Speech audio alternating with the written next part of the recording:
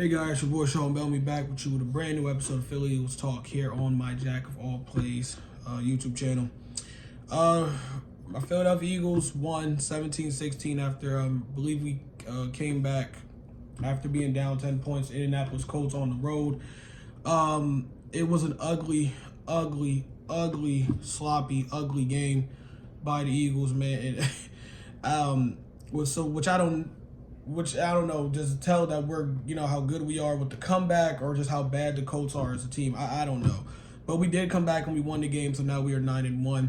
Let me just get right quick, to the good before we get to the bad and my thoughts going forward about this, about the Philadelphia Eagles. As far as the good, Jalen Hurts, man. Listen, there's nothing else I really need to be said. That man is QB1. That man deserves all the praise. That man's a warrior, a fighter, a baller, whatever you want to say, man. Like, without Jalen Hurts in this game, I honestly believe the Eagles do not win this game, dude. Jalen Hurts, just like it happened on Monday where the Eagles lost last Monday night at the crib to the Washington Commanders, Jalen Hurts had another good game today against the Indianapolis Colts and was making the right throws, making the right plays, but dudes were either dropping passes or when they caught passes, they was fumbling it. Fumbling the ball and turn the ball over in very crucial moments. I'm not going to go over play-by-play with y'all, but if you watch the game, you've seen the highlights, you know what I mean.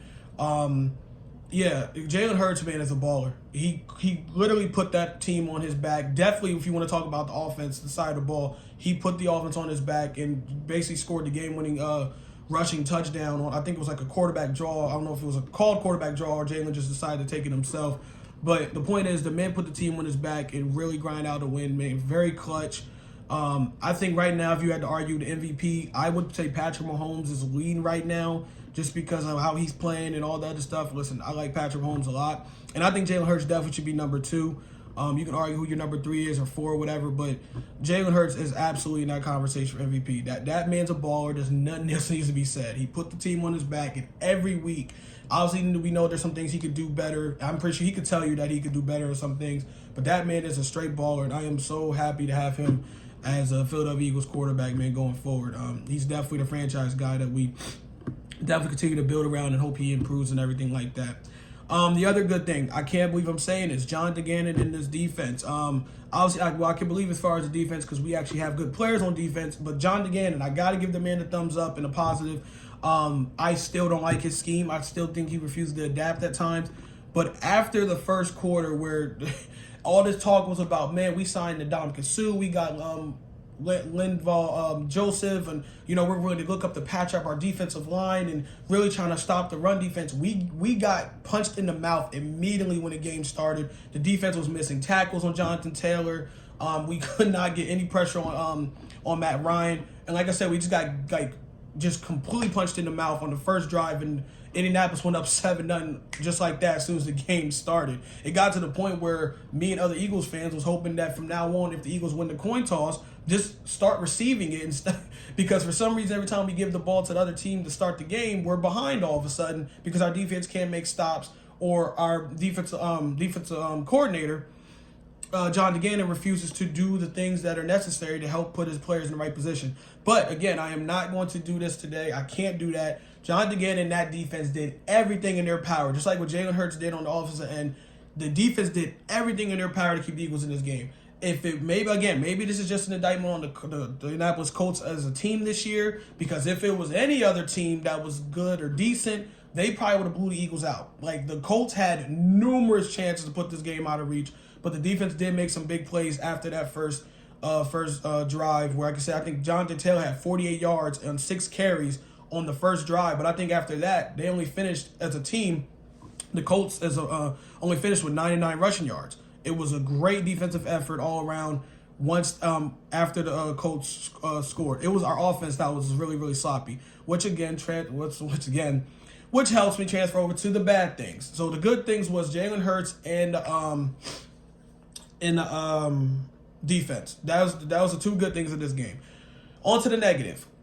I don't know what's going with Nick Sirianni and Shane, our offensive coordinator. I don't know what that was, dude. That was probably one of their worst called games, offensive games I've ever seen. Just the plays was so weird. Still trying to be stupid, like really, really stupid pass heavy. I don't know. And the question I have to ask is, what did Miles Sanders do? Does Miles Sanders even do they even look at Miles Sanders as a good running back? I don't know, because if you listen to the press conference, they literally confuse the hell out of you when they say Miles Sanders is a key part to our team. We really believe we have a good running game we can use, take advantage of, all this, but they don't give Miles Sanders the ball.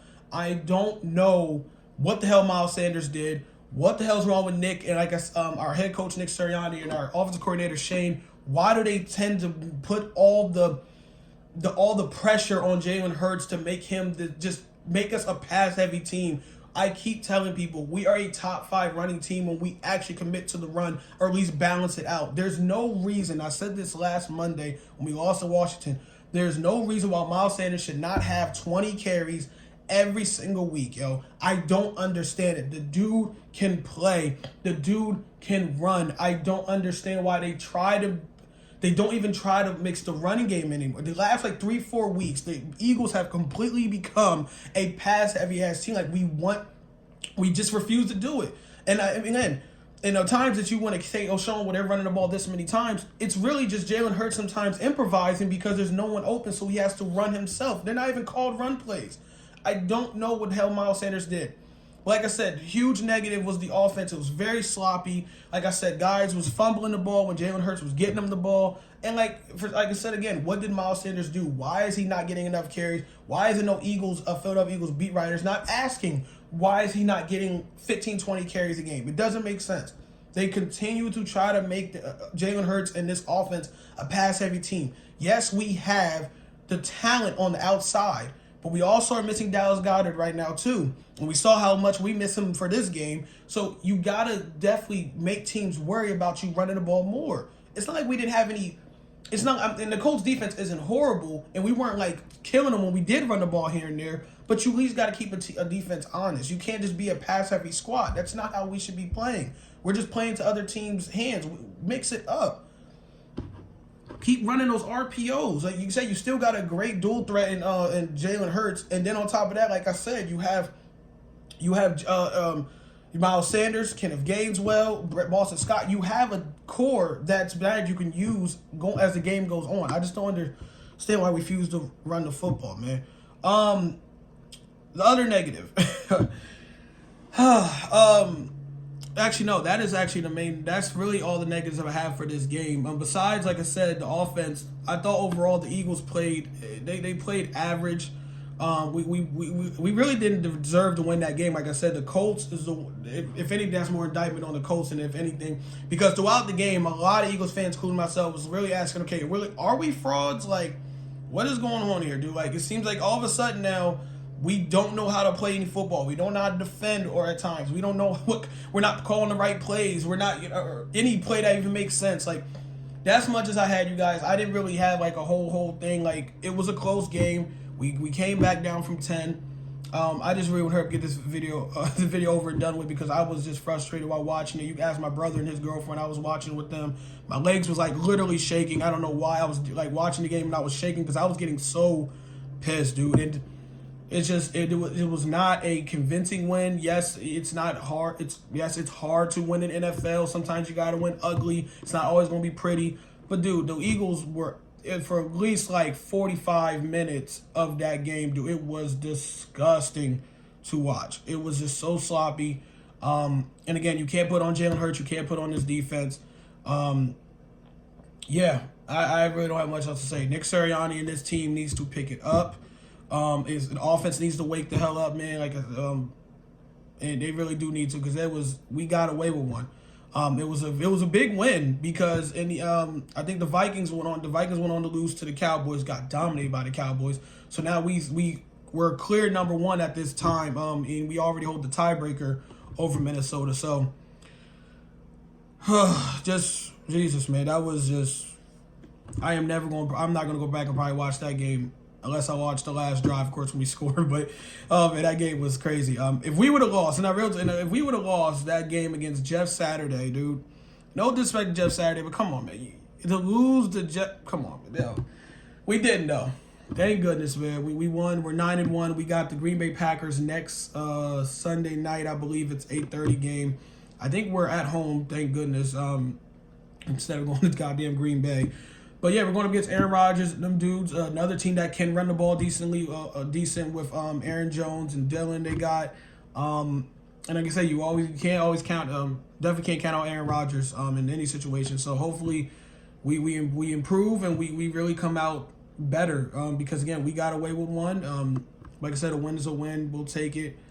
Again, shout out to Jalen Hurts. Shout out to that defense. But man, that game was a headache. I can't stop saying it enough. The game was a headache. But all right, you guys, I am out. Peace.